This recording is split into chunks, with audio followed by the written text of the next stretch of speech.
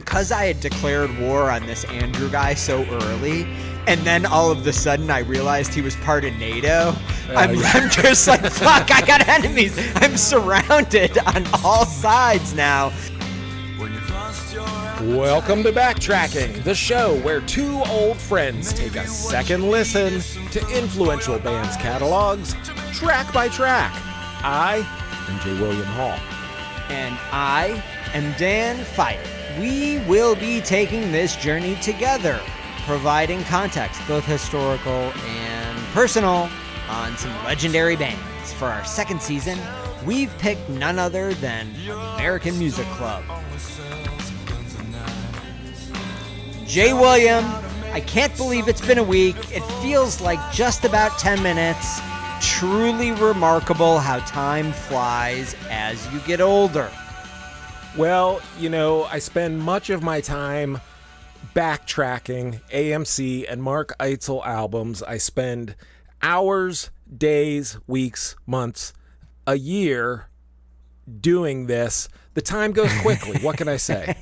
It's true. I have to say that I really didn't anticipate that we would be 40 episodes into the season and still have so many episodes to go. But that's exactly where we are, J. William. We are 40 episodes in. This is episode 40. Can you believe it? I can't believe it, Dan, frankly, but you know, when you lay them out one after the other, here they are. Yeah, that's true. And, you know, each of these episodes, I would say, I don't know this, I'm making things up a little bit, but I'm guessing the average episode length is somewhere in the hour and 15-minute range, which means after 40 episodes, we're probably, what is that, 55, 60 hours in? Right, yeah. Amazing.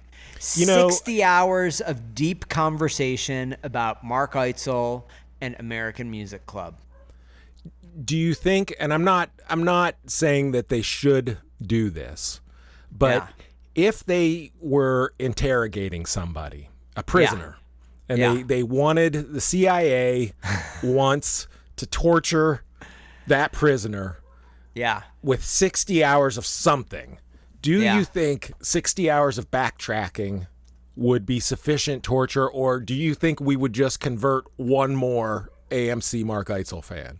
Oh, I mean, there's no question. There's no question that they would be converted into an enormous fan of Mark Eitzel and American Music Club. And in fact, what soundtrack could go better with incarceration in a CIA dark site than American Music Club? I mean, what would you rather? Let's suppose you, J. William, I'm not going to expose you here, but we all know that you're engaged in highly suspect hijinks involving foreign actors, and certainly it's a matter of time before the Central Intelligence Agency and its various affiliates pick you up and disappear you. So when and if that happens, what soundtrack would you prefer to AMC for your incarceration in a CIA black site, perhaps in Bulgaria? Listen, I've already revealed too much about myself. You have? Over the course of this podcast. I've revealed, I believe, that the name J. William Hall is not my birth name. Yeah. Yeah. I don't want to give any more information than the CIA already has. That's to right. track me down. Yeah. The answer to your question is I would prefer no other music than the music of AMC, Mark Eitzel, 60 hours in the CIA torture room. Bring it on. Music to be waterboarded by. Right. It would honestly fall on deaf ears, though, because I'm already converted. So, it's true. It's better true. But, used you can, on a non-fan. As we've proven, though, I think over the course of the season so far, even if you're already a super fan, you can always go deeper with AMC. That's one of the reasons we selected them for season 2. It is like a well that has no bottom. Even we didn't expect to go so deep. But here we are. I know, as we said, we are 40 episodes in. We're still swimming down that well. I know. God, I really hope that eventually this well, we pop up. The well is so deep that we enter the well in central Ohio and we emerge from the well in Mongolia, perhaps. I don't know what is on the other side of the globe of Central Ohio. I guess it wouldn't be Mongolia, would it? It would be more like I don't know. Southern India? Is that possible? We need a globe. We need a globe. We do, and we don't have globe technology, so we're just going to have to imagine it. But until then, while we're imagining it, let's dive in. Let's dive in so deeply. Yeah. We're so deep into we're side swimming B. down Yes. strokes, holding our breath. That's right. Here we go. Are we swimming down or are we swimming up? See, that's the I thought that's the puzzle. We dove down the well, so we dove down in the Central well. Ohio, but now we're on the other side of the. Oh, I see what you mean. Yes. Now Well, we're more than emerge. halfway. We're more than halfway, right? It So could be. we're coming That's up. right. That's right. Well, we'll find out soon where we'll emerge, but I can. Our lungs are just starting to burn a little. I know. So why don't we dig into the white of gold? The white of gold. 4 minutes. White of gold. 20 seconds. Let's go. For her, the friendly skies were like being put on trial. Everything he moves toward the invisible. All right, Jay William, I want to hear your analysis on the white of gold. You are a fan of jewelers. You are a fan of jewelry. Talk to me about how you interpret these lyrics. I'm a lover of all the finer things. You are. You are. Yes. You're a bon vivant. Right. So naturally, when I saw the title, "The White of Gold," I thought, well, of course, true gold has some amount of white in it, right? Yes. I guess I don't know anything about gold really, but I'm going to take your word for it. All right, take my word for it. But so here's my question: is this a Kathleen song? It definitely could be. I'm not going to rule that out. It is unmistakably a lyric that is about a female person, and it is about a female person that is complicated and maybe has a darkness through them, right? Mm-hmm. But I'm not certain that I would say it's about Kathleen. It could be, but there's definitely that kind of complicated mix of admiration and kind of a acknowledgement of the darkness and difficulty. Yes. And perhaps the darkness and difficulty, that is what led to the admiration. But gosh, there's some lines in here that I really loved.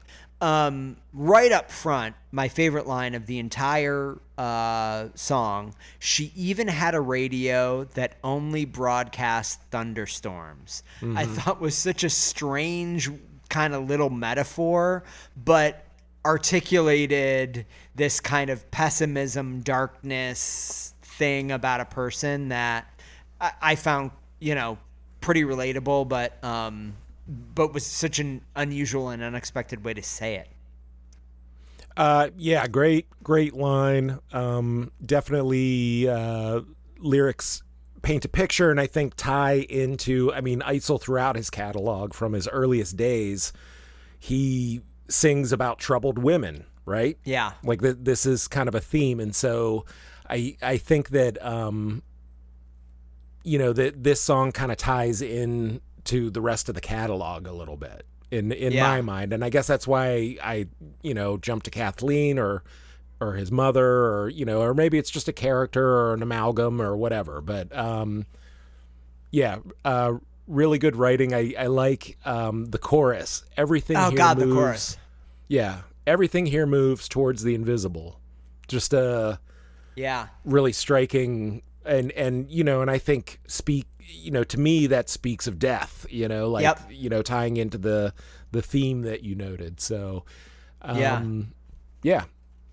Really lovely. Now, I will say that the music I also found to be really interesting and quite lovely. I'm going to start off by saying I have no idea whether this is an actual human drummer, this is a sample, whether this is like what this is, but I really like the drums on this song. Mm-hmm. I do think this is a human drummer. I believe this is Mr. David Douglas. Okay, well, David Douglas, I really appreciated what he did with this song. It was unexpected. It was kind of a, it was a non-obvious way to approach the drums on this song, and I really liked what he did. Yeah, I agree. It's got it has this sort of skittery kind of, complicated rhythm sort of thing going on, but it's very like subtle and tasteful, and I think it really enhances the song. Yeah, rhythmically, another thing about this song that I thought was interesting, I wouldn't say that I just kind of like wholeheartedly liked it in the same way that I liked the drums, but I definitely felt like it was additive and interesting. There is a piano part behind the verse that has this kind of weird, almost like a samba rhythm to it that just kind of stuck out for me a bit, because it really just didn't strike me as an obvious way to approach a piano part for this song. And it has that kind of like, that,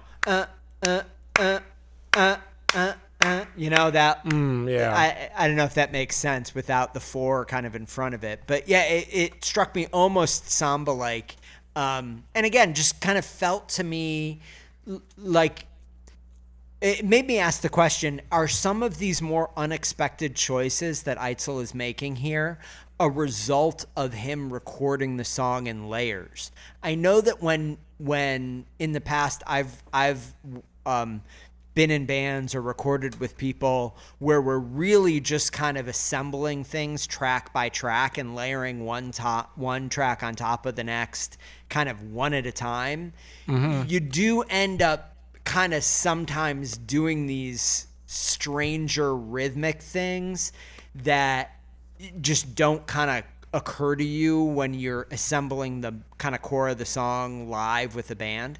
Right. Yeah, because when a band is playing together, then you have usually multiple parts kind of end up locking in a little bit more, and it's, people kind of doing the same or compatible things at the same time. Yeah. Whereas when you're layering something on top, you can kind of switch up the rhythm or do something that isn't like organically generated, I guess. Yeah, yeah. I also really liked. I found it kind of an unexpected thing, but I liked it. After the first chorus, before the second verse, there's just this pause. All the music stops just for like a beat, and then they come back in, which again isn't something that I can recall Eitzel doing through the rest of the catalog anywhere. Yeah, I can't offhand, but it was a slick move. Yeah, it was pretty cool. Anything else you want to dig into on the White of Gold, or should we just leave this little? Well, so here's the first song that I'm going to note this about on the second side, but for as strong as the song is going, it feels like it just like almost peters out, and I don't know if it feels unfinished, I guess, in a way. It feels like there was more, or there it just kind of like stops, like in a. It doesn't feel like in a dramatic way. It feels more in a like it peters out and they're just done, And so I think that was the thing that started to feel like we'll keep talking. Let's move on to the next one. Well, listen, I actually want to tackle this, but we probably should tackle it up front, because in the beginning of the last episode, you said, you either intimated or you said that you felt like the first half of this record feels somewhat more fully formed for you than the second half. The second half feels a little bit more like it's not song fragments or in progress somehow. Yes. I had the exact opposite feeling. It isn't as though it's not really the exact opposite feeling. I feel as though the songs on the first half of the album, I don't feel like they are unfinished or feel to me unfinished. They all of the songs on this album, I think pretty much feel pretty well finished to me. But I feel like the first half of this album is overall less strong and less cohesive than the second half, my opinion. So just in terms of mood, you think the first half is more eclectic and more kind of like there's more difference between song to song. Well, I could see that. Yeah, I think that's probably it. And I do think that, as we've been backtracking, maybe this is a core difference between the way you feel about AMC and the way I feel about AMC. I think that you really love and embrace and feel like one of the most interesting characteristics of AMC and perhaps Eitzel is that eclecticism and is that kind of indefinability and variance that you hear on an individual album, where I tend to, I think, find myself drawn to albums that feel in and of themselves a little bit more consistent and coherent tonally. Yeah. And maybe that's really what you're just kind of, maybe that's what we're feeling here. That's the core difference in your opinion on side A and my opinion on side A. Yeah, I would agree. But there are certainly you were talking about Everclear earlier and how like all the elements came together and it felt like a complete work. Yeah. And so I don't know that I would describe that album as eclectic, although now that I'm thinking about it, I'm like, you got Crab Walk and you've got, Why Won't You Stay? So it, and you've got a rock song and you've got a, so yeah, I guess I do sort of, I'm drawn to the eclectic, but there are certainly, AMC, I think maybe that's part of the special sauce, it's like they can sound eclectic and cohesive at the same time, so. Yeah. And I do think that maybe just saying that I like the eclecticism, but I like it when the execution of the different types of songs somehow coheres with the overall sound on a given album. Yeah, an overall vision.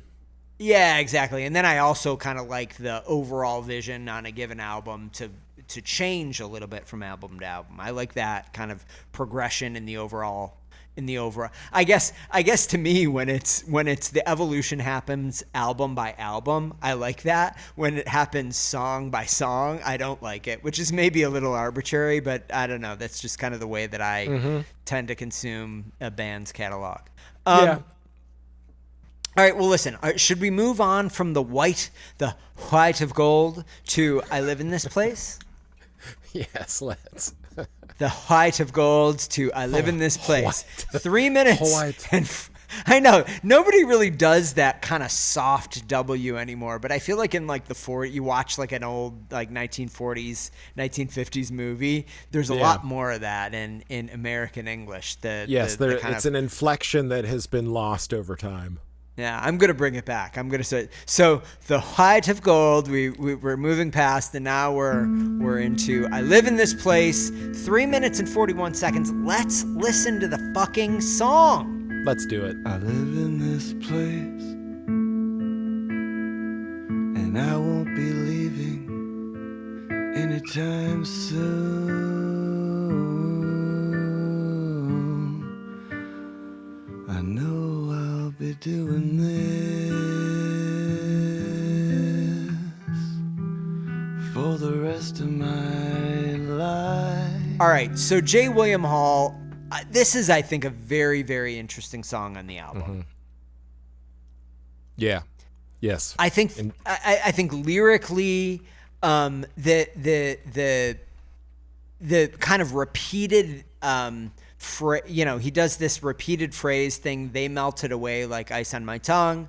They melted away like all of the fun. They melted away like all those who ever loved me. I just love that. I think it's great, wonderful Eitzel lyric writing. What do you think he's singing about? Don't know. I do feel like there is this vibe of a, again, some tone of aging here, right? Mm-hmm. So why don't you give me the last 20 years back, right? There's that. There's everything gets old, even though I like the money. But there is this kind of grappling with like time having been spent and a lot of time having been spent, but it wasn't perfectly clear to me what exactly he was talking about. If you kind of gun to my head made me guess, I would say this is about his career in music. That was going to be my guess as well. I think that he has written about this throughout his career. He's made references to his current circumstances, his current situation. So that's kind of how I read this one. Yeah, I think that's probably a safe bet, but it isn't totally on the nose. Like, most Eitzel stuff I think is not totally on the nose, which is, I think, one of the great things about his lyric writing. But yeah, if I had to guess, that's probably what I'd bet on as well. But the music here, J. William Hall, is really what I thought was so remarkable about this tune. Just, again, a very different Eitzel, a kind of a mode of Eitzel's musicality, songwriting, execution in the studio that was just unexpected to me, and I really, really liked. This one, in some ways, reminded me a little bit of a Sparkle Horse type of song, where it felt like there was a little bit of it's like a guitar figure that sort of like feels like it loops a bit, and it has the chords feel jazzier to me somehow. It's like these but I noted that the first three notes, like when you hear the first three notes of this song, it sounds like Stairway to Heaven. Oh, really? That's funny. Yes. I mentioned Stairway to Heaven a couple albums ago. And I was like, is this a cover of Stairway to Heaven? Like, no, I didn't expect it to be that, but wouldn't that be hilarious if he just threw a cover of Stairway to Heaven? That would be in the middle of an album like this. That would definitely be a curveball. Yes. Keep those curves coming. I think that there's a real interesting sparseness in this song, but the thing that struck me more than anything else that I really, really love, again, the background vocals that come in the second part of the song are just so interesting and, in my mind, fucking great. And in fact, like, I got this vibe from this one. I don't know how well you know the Elliott Smith record XO, but yeah, I know it is. Okay, so it's either the last song or the second last song on the album. It's called I Didn't Understand, and it is just Elliott Smith vocals, but right. 5 tracks. And so it has this it's an homage to the Beatles, because it kind of has that feel, but very complicated musicality. Right. Well, I shouldn't say very complicated harmonies. Yeah, Beach Boys level harmonies, right? You're kind of getting into this really, really interesting, kind of chorus of Elliott Smith voices in there, and really, really pretty song. Fifths and sevenths and thirds, all of the things. But I won't say that he is in the full kind of Elliott Smith, Beatles-esque, Beach Boys-esque level, but he's kind of poking in that direction, which was so unexpected to me, and I just really, really liked it. Such an interesting, vibe for him.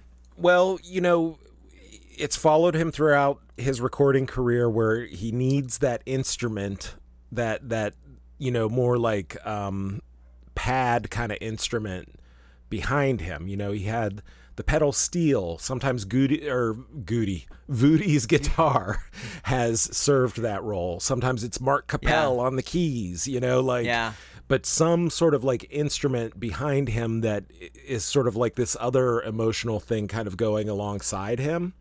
Yeah. And, and I think that those vocals are almost like playing that role, a little bit on this album. Like, it does remind me of like monks, or like, Gregorian chants. Remember? Yeah, Gregorian chants, like, but it becomes like, yeah, it becomes an instrument, like that's on the palette of instruments for the entire album. Like they start a little bit on the first side, and then second side you hear them a lot.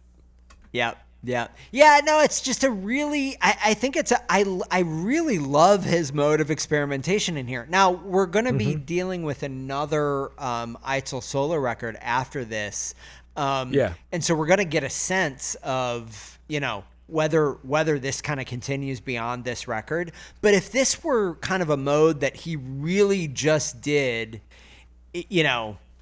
just for this album, in some ways I'd like it even better. You know what I mean? Like, like he really kind of went deep on this one, kind of experimentation aesthetic on this album, and it would just kind of sit as this singular statement within the catalog. I don't know. I just really, really like that.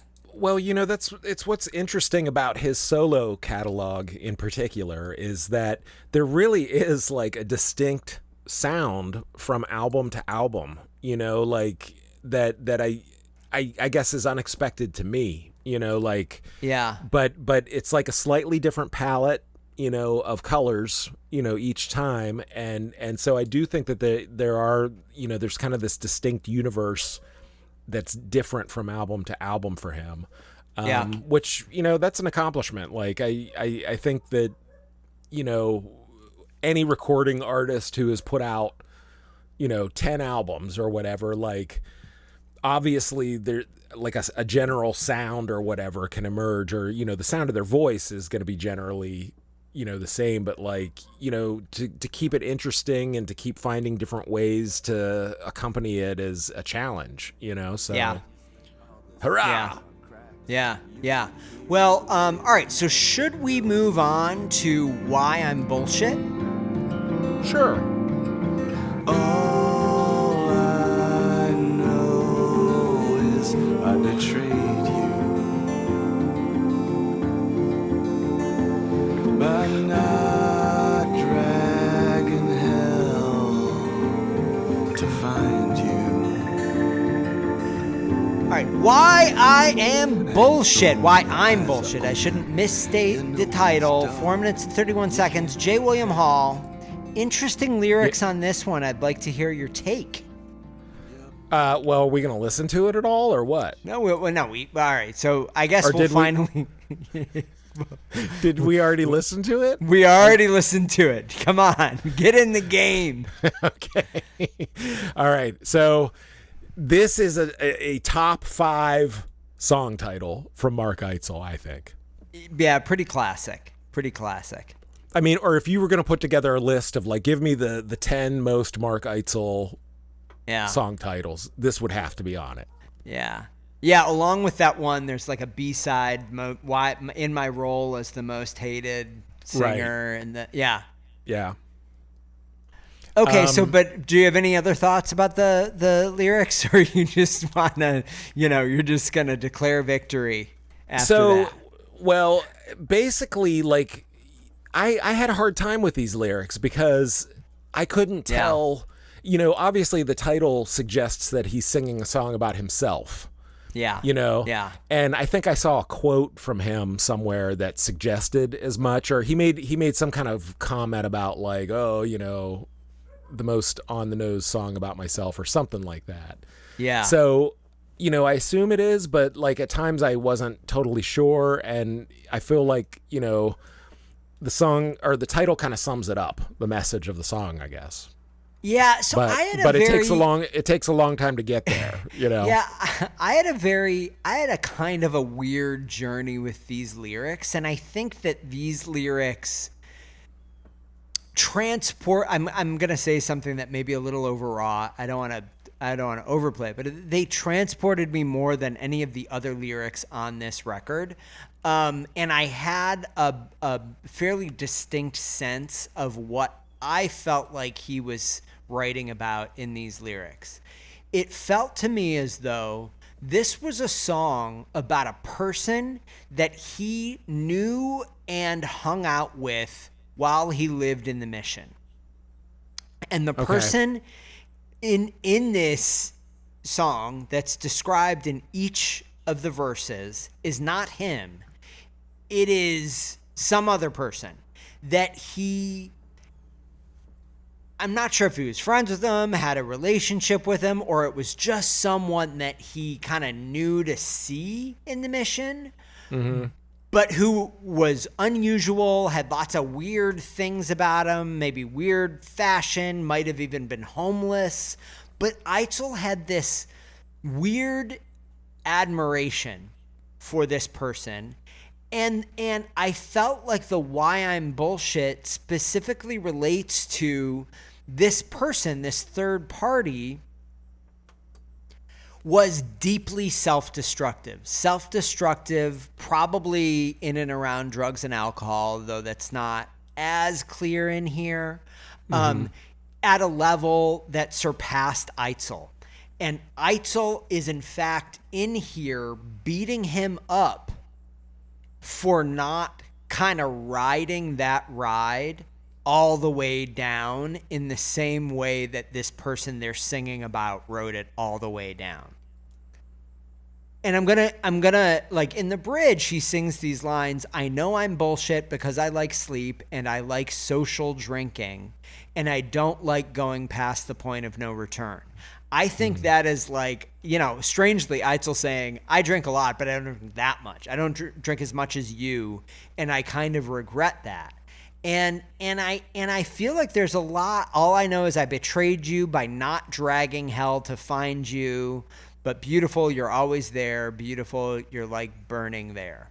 I don't know. I just had this sense that this was like Eitzel thinking about some denizen of the mission in his maybe, in Eitzel's wilder days or darker days, or however you want to articulate them, more drinking days, who maybe didn't get through that phase of their life, died, ended up on the streets, whoever knows.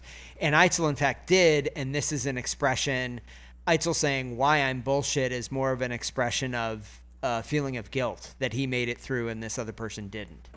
Now, do you buy any of that? I am 100% buying what you are selling, Dan. Okay. All right. I think as you explain it, you point to the evidence. I think it is interesting because it's one of these instances in which, even I was guilty of it, being like, oh, this title, it's hilarious. It's so Eitzel, blah, but then like digging into the lyrics, digging into the song, you sort of, it's not just a self-deprecating, like for comedy title, Yeah. like it's a genuine beating yourself up, because of something, that presumably bad, happened to somebody who was your friend and, you didn't save them or something like that. Yeah. And I feel like we go into this phase in this record. It's another thing why I feel like this record is thematically cohesive and is about kind of the passing of friends and getting older and stuff like that. It starts here, but I would argue, and we'll get to it, it continues in the next song and continues again in Ronald Koal, which is very on the nose, kind of this, obituary for Ronald Koal. So I don't know. I mean, I just feels like there's something pretty cohesive about the lyrical content on this record. And these last few songs may have kind of been the thing that, inspired me to kind of like, maybe reevaluate the way I looked at some of the earlier songs on the record as well with that lens. Well, okay, so you're convincing me. You're making a good case. Well, there it goes. That's what backtracking is all about. Now, I want to hear your case on the music here because it's kind of interesting. Yeah, so this one is definitely in the wheelhouse of others on the album. You've got the acoustic picking, you've got some light keyboards, you've got the backing oh, and the verses are almost kind of like spoken word. It's like they're almost like sort of half sung spoken word, and then it's more singing on the choruses. So I I liked mean, that. I don't generally like the Eitzel kind of spoken word approach to doing some of these longer, wordier lyrics on songs. That's not my favorite thing in songs generally, but I do like how that contrasts in a lovely way to what I think is a much more traditionally pretty sung melody in the chorus. Yeah, and this is one that you can also find him performing live online. Just FYI, listeners. All right, well, you gotta dig into the YouTubes and check that out. I also think that you mentioned the again, he's doing these kind of like vocal swells in the background here. Really, I became I don't want to say I became obsessed, but I really could not stop hearing when I listened to the kind of main vocal line that in the outro, the background vocals do this kind of chord progression, and it's all very pretty in a very traditional way, except there is one chord in there that is like quite dissonant. There's some dissonance in this chord, and it repeats. So it's like very intentional, but there's kind of a strong dissonance around that one chord, and it makes the entire section, at least for me, kind of simultaneously a little off-putting, but like also makes you lean in a little bit more. You know what I'm saying? Like is kind that of like, whoa. Is that like the sonic bullshit? Like that little off note is the bullshit amongst the stuff that is, Yeah, I don't know, man. It's like it's the lemon in. I was gonna try and come up with it's the hot sauce in your taco. Maybe that's the way to say it. Well, that sounds delicious. It's the hot sauce in your taco.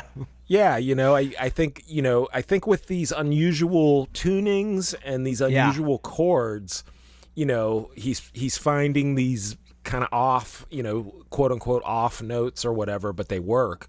Like I didn't really note that, so for me it sounded natural, but maybe for you it was a little. Yeah. Yeah, it was just a little, give it another listen. It was just a strange. I don't want you to ruin the song for me. No. You're going to have to go back and listen to it. Okay. All right. Should we move on to Remember? Yes. Another quick one, J. William Hall. It is 2 minutes and 57 seconds, so let's listen. Bourbon and coke till it was time to fuck or fight.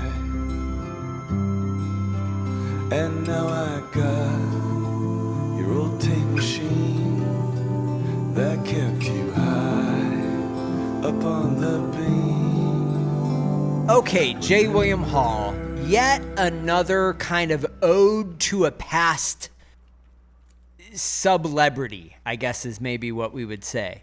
Right. Carol Doda, mentioned by name.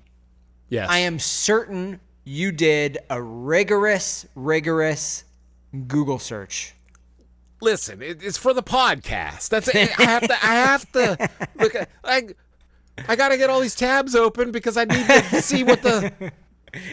So Carol Doda, for those of you who didn't do the Google search or maybe had parental controls on, a luminary of the topless dancing world in 1960s and 70s San Francisco, apparently on stage at the Condor Topless Bar, I believe is one of the places where it said online that she was a performer. But that is the Carol Doda who is mentioned in the beginning of these lyrics. Yes, according to the Wikipedia, she was the first public topless dancer in the United States. Yeah. So Amazing. I guess I'm not up on, like, was that that was like an illegal thing? Like I until... Listen, maybe that's true. I find that difficult to believe, though. There is no chance that somebody in recent memory was. You think there have always been like strip joints? You think there's always been strip joints in the United States? Like back I in think the that. I think there. 1700s? Yes, absolutely. No, I'm not saying that in like the 1600s. It was the butter churning pole. Yeah, I know. I mean, listen, that's pretty hot. You ever seen a? No, I'm saying that that certainly. I don't know this. You've seen prostitution. Deadwood. You've seen Deadwood. You've seen the show Deadwood. Yes. Prostitution. I'm not saying that Deadwood is a documentary, but I'm saying that probably some things involving topless women occurred in the Old West. Okay? Right. Yes. They've got that. Well, what is that? What's that? Paris? That whole topless dancing girls. I don't know. La Cage aux Folles, is that what it is? I don't know. I don't know. I don't know, but I don't know that I believe Wikipedia in this. They may, there may be a very a large asterisk there. Okay, you think it's like it's a descendant of Carol Doda who wants to like, get the views up and get they're trying to monetize her image and likeness rights. Probably these fuckers. They're probably it's all about the filthy lucre.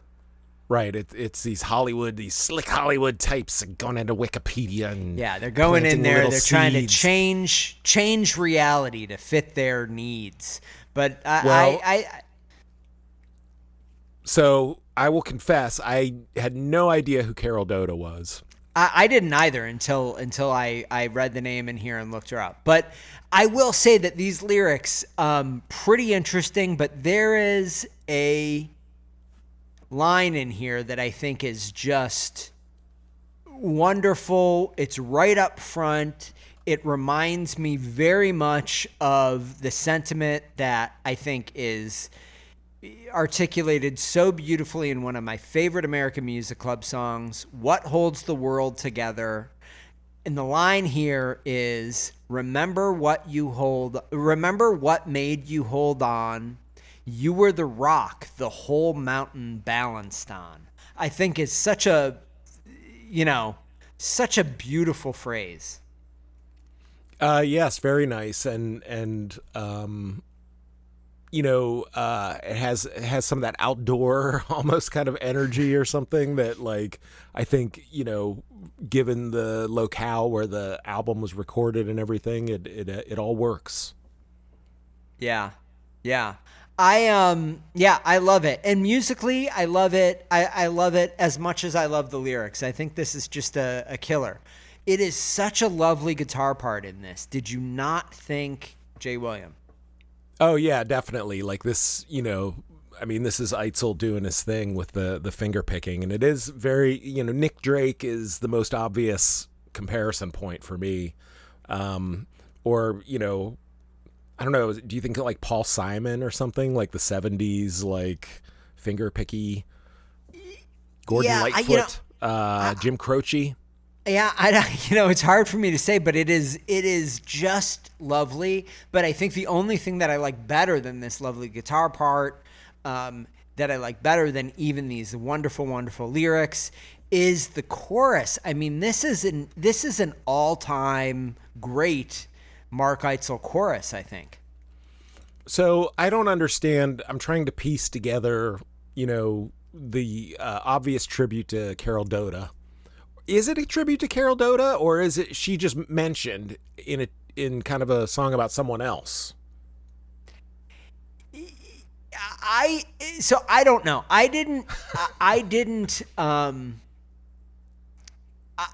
The thing I'm asking is, and now I got your old tape machine. They kept you high on the beam. What do you think that means? Kept you high on the beam. I don't know, but I am going to guess here just based on a few little bits of information. We know that Eitzel lived briefly outside of San Francisco prior to Columbus. Right. Right? Yes. So when he was a young boy, could it be an 8-year-old young boy?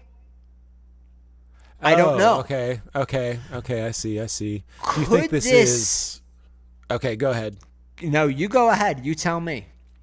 Well, I think that is a great point, because that was another question I had. Like, an 8-year-old heart with a heartless dream, singing about himself, singing about someone else. Like, why specifically 8-year-old heart?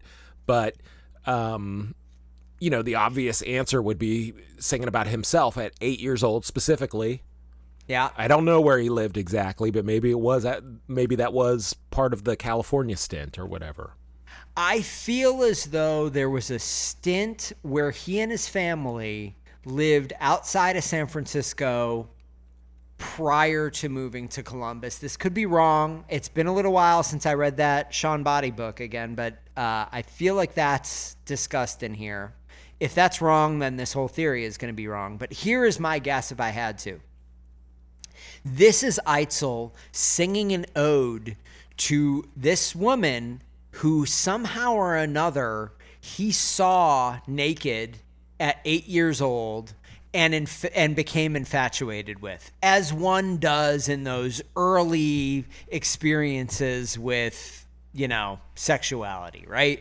Like I'm sure this is relatable in some way, perhaps it for you would have been an old Playboy magazine found in the trash of your neighbors there. And, Listen, I understand that you and our listeners get off on me talking about sexual things, but I'm not going to go there. I am a gentleman.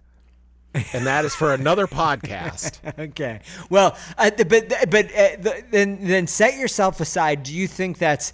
I'm basically saying this is kind of Eitzel remembering this woman who, for whatever reason, infatuated him at a very early age. Somehow or another, he got a glimpse of her. Perhaps the tape machine refers to some illicit VHS or beta tape that he had of her doing a dance that certainly circulated in the black markets of San Francisco in the 70s and 80s. I don't know, but this is the heartless dream, of course, is it isn't a love exactly. It is just this, 8-year-old struggling with 8-year-old things. An infatuation. Infatuation. The secret. Look at those boobs. I've never seen boobs before. You know what I mean? It's that. Well, let me posit a slight variation on that, where it is a direct memory of being 8 years old and perhaps seeing Carol Doda, the flashing lights. Did she have one of those bras with like ambulance lights on it? Was that one of her things? I don't think they had that technology back in those days. I don't know. I honestly don't know anything about her other than I did a quick search, saw that she was an early well-known dancer at San Francisco strip clubs in the 50s or 60s or something. And, so I think that he's just remembering this era of maybe his parents or his sister or the family life or something. Yeah. And that was something that happened, during that. That's just a memory from that time, like seeing Carol Doda with the ambulance lights on her bra or whatever. Could be. But that's just one line in the song. I mean, bourbon and Coke till it was time to fuck or fight. That's a pretty evocative line. I don't know how that ties into things. Well, I mean, it's the same. Remember all the bums used to call your name because you can feel the sun even from the palest flame. I mean, I think this is really an ode to her from his perspective, but there are certainly other bums that saw her dance. And, I think he's acknowledging that, right? Yeah. Yeah, anyway, right. I don't know. This is it could be wrong. But listen, I've got to say, I just really have to say, in summary here, I think this is a legitimate Eitzel classic. This, in my mind, belongs up there in the pantheon of the greatest American Music Club songs that exist, right? For me, I would probably pop this one up there with, What Holds the World Together, with Big Night, with all of the best AMC songs. My goodness. Yeah. That's a big deal, but I'm shocked to say it myself with one of these kind of late era solo records, but I really felt that way. That's wonderful. I did not feel as enthusiastic, but I appreciate your enthusiasm, and it will make me reconsider. All right. Okay. All right. Well, then listen, why don't you reconsider while we listen to Antennas? It is 3 minutes and 44 seconds. Let's go. Yeah, that'll give me some time.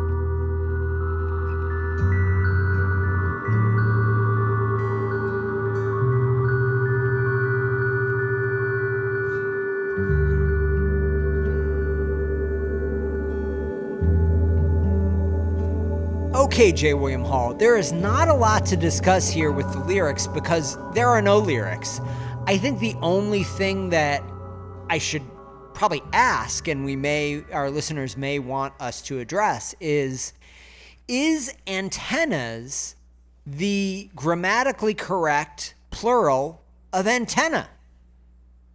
Ooh, good question. I always thought the plural of antenna was antennae. A-N-T-E-N-N-A-E. Maybe that's but that could be wrong. That may only apply to like antennae that bugs have and not like antennae that sit on top of a house to pick up radio signals. I don't know. Right. I don't know if it's a British thing, instead of a American thing, Yeah. Well, listen. Some mysteries are not meant to be solved. So why don't we move past that and into the music?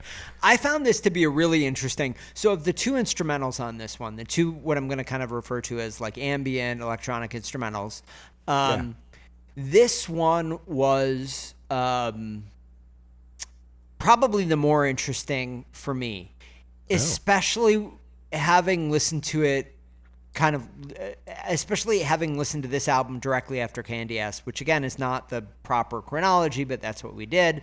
It is a similar vibe to what you find on Candy Ass, but just feels to me so much stronger. And I really struggled to figure out what it was about this song that made me like it so much better than any of the similar songs on Candy Ass. Well, for me personally, Candy Ass had a lot of like the trip hoppy beats.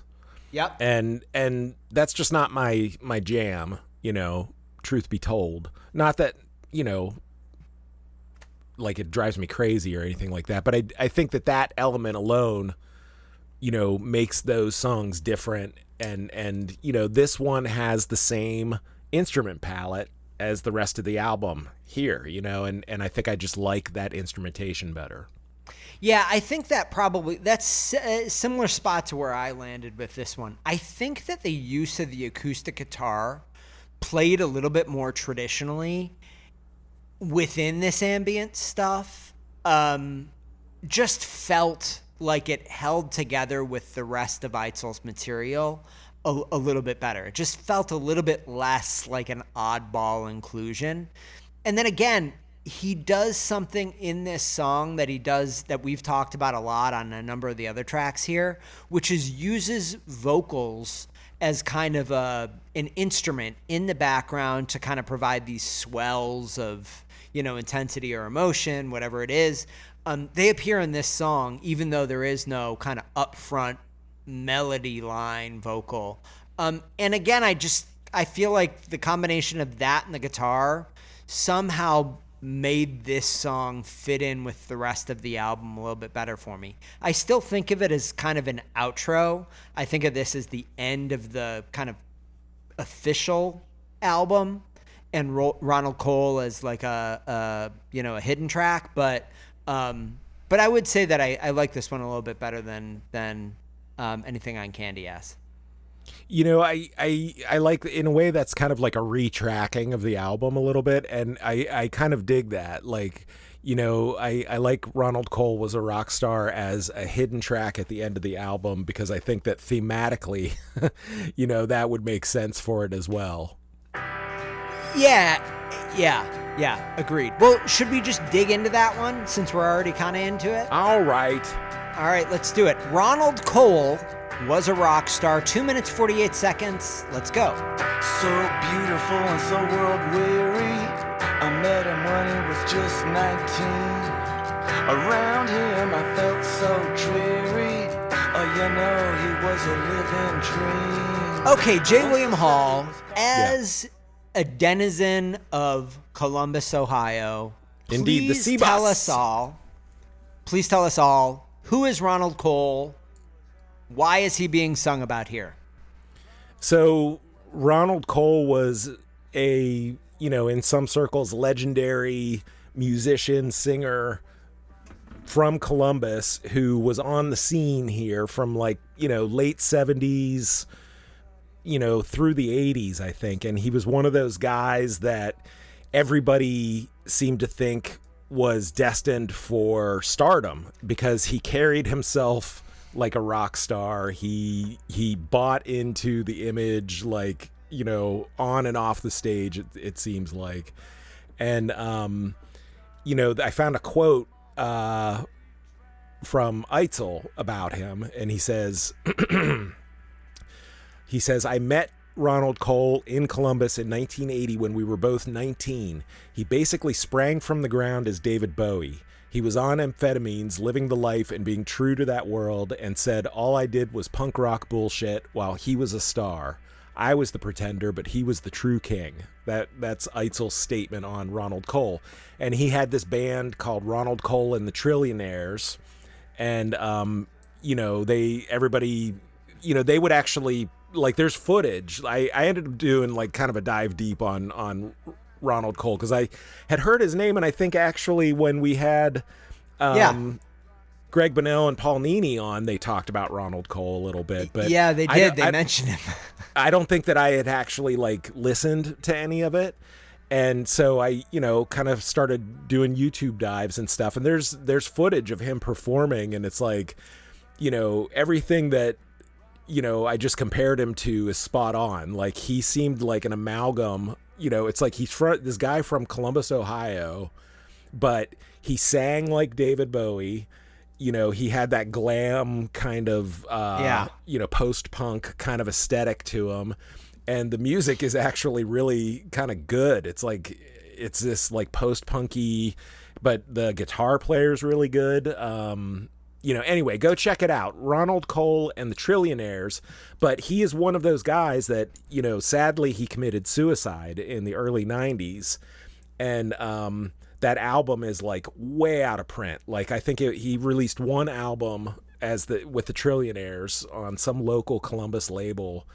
It's not, you know, the only place that I found it, I think, was on YouTube. You know, somebody uploaded it there, but it's pretty cool. You should go check it out. Yeah, I definitely will. I mean, listen, this is quite a loving tribute, I think. It's an Eitzel tribute, so it's not like, you know, completely saccharine, but yeah, it's a pretty loving tribute, and it seems quite heartfelt. I think it's interesting that the song appears here on an album that was released in 2009. Mm-hmm. When Koal, from what I found online, he killed himself in 93, I believe. Yeah. So we're talking about 15, 16 years after Ronald Koal's suicide that Eitzel puts this on a record. Who knows how long this song has been floating around, but again, just that time span and what this kind of the tone of these lyrics, it feels to me as much about Eitzel reflecting on his own aging as it does about, you know, as it does play a complete, ode to this guy Ronald Koal, who Eitzel admired when he was a kid. It almost feels to me like there's this. Eitzel is looking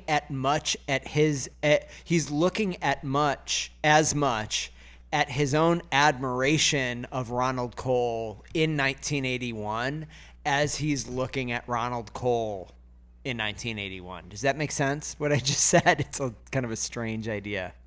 Yeah, he's remembering how he felt, about Ronald Koal at that time, and I mean, thematically, like, this definitely ties in with the rest of this album, like it's thinking back, it's remembering people, in a loving way, but like in a real way, kind of, and and I think that also, I couldn't help but think on this one whether, some of these lyrics, it's like he's sort of like making the comparison, in a way of himself to Ronald Koal. He says, we're all going to be forgotten. Let's face it, it's in store. The end is always going to be rotten, and I hear its knock on my door. Like, I think, he's reflecting on his own path in music, and, and how Ronald Koal was also on that path at one time, and he was like a rock star, I just think it's not just a loving tribute, it's also like a reflection on just like, this kind of path that both of them have been on. Yeah, I think I completely agree. I think that's a great read of it. Musically, I don't think there's that much to say about it, right? This is a very straightforward, little ditty. It doesn't musically, I think thematically, lyrically, it fits with the album, but musically it just really feels to me much less fully baked than the rest of the songs on the album. And I have to interpret the lack of, I guess, background stuff that Eitzel did on this song as an indication that he felt the same way. Does that make sense? Like he didn't spend a whole bunch of time putting, a lot of accordion and 10 background tracks of vocals into this one for some reason. And I feel as though it is a little bit of a coda to the album in that way. Yeah, I mean, I think it fits with the album because it is about a remembrance, but musically not so much. It's mostly just chugging guitar, and there's no drums. Are there drums on this, or I don't think so. Drum machine or anything? This is the only song on the album that has a real like electric guitar, that comes in a little bit as well. Yeah. But I think that your way of listening to the album of like, the album proper kind of ends at, Antennas.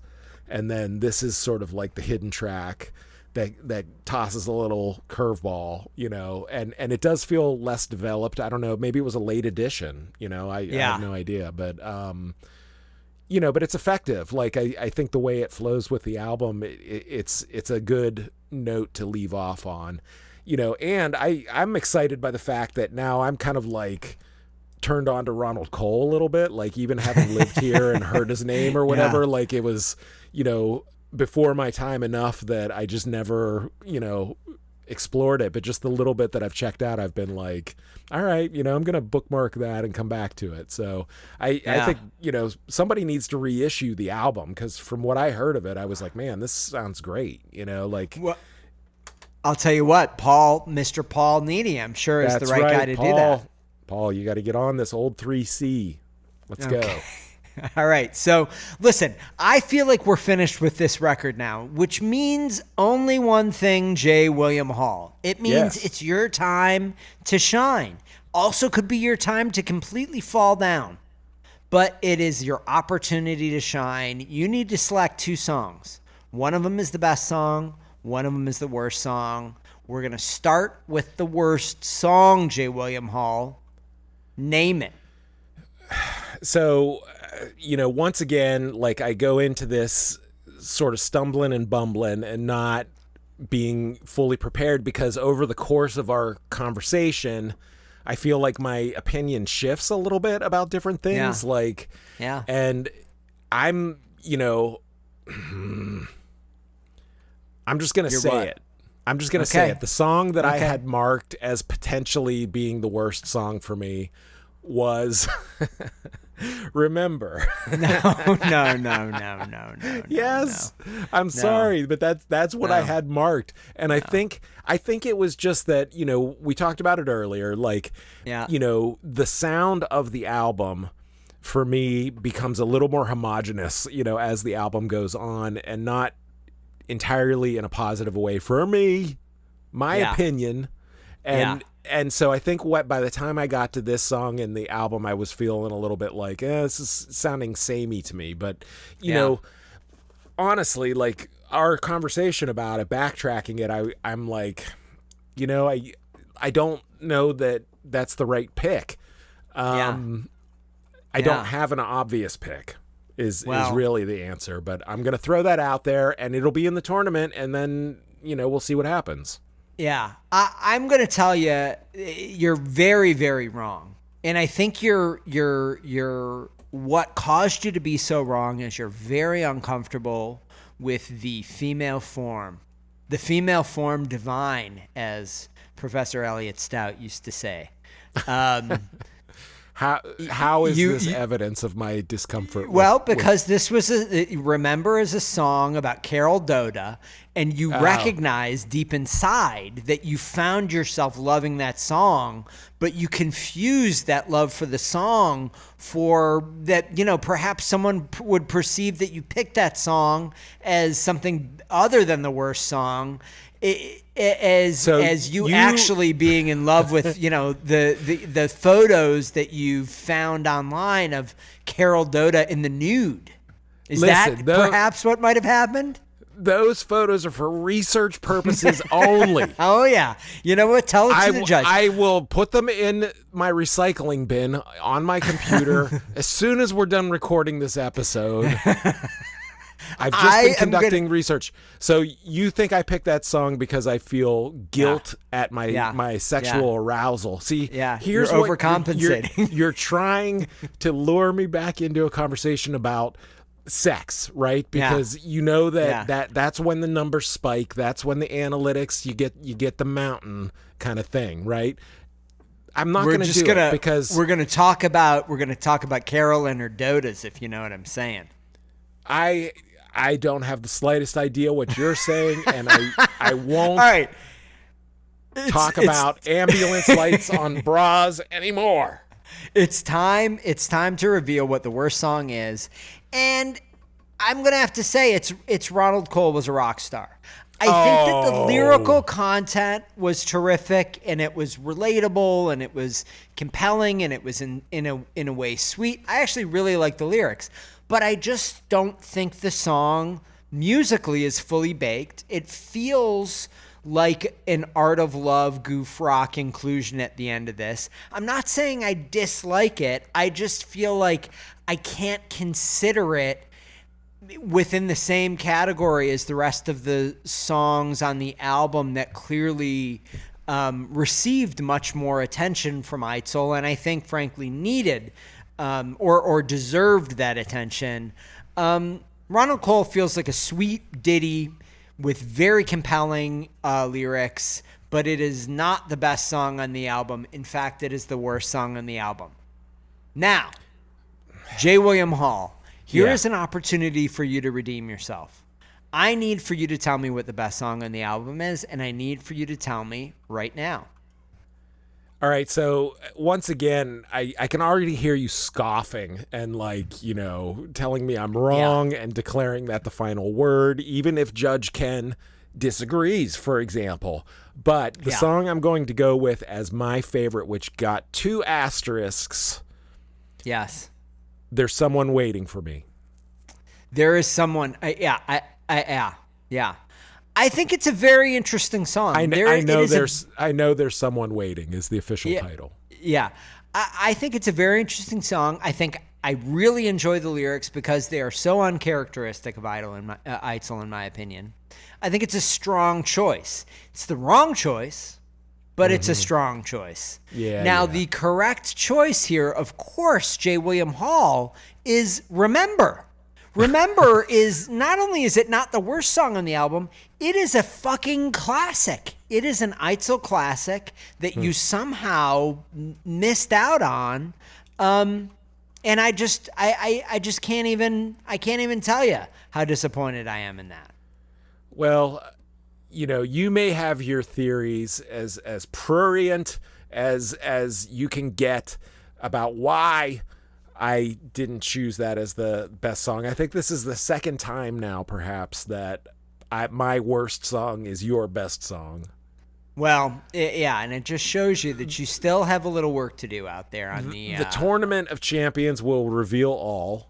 It will. And That's it'll right. be settled. It'll be settled law at that point. It's scientific. What we're doing is scientific because we believe in science. So, That's J. right. William, that is it. Side B in the books. Klamath, no more. Klamath. That's it. Klamath. Hey, Yin's get up there and record that album in Klamath and that. All right, so listen. Thank you, J. William Hall. I'm going to tell them quickly. Get in touch with us. It is backtrackingrocksrox@gmail.com. That is the preferred method of communication. It is electronic mail.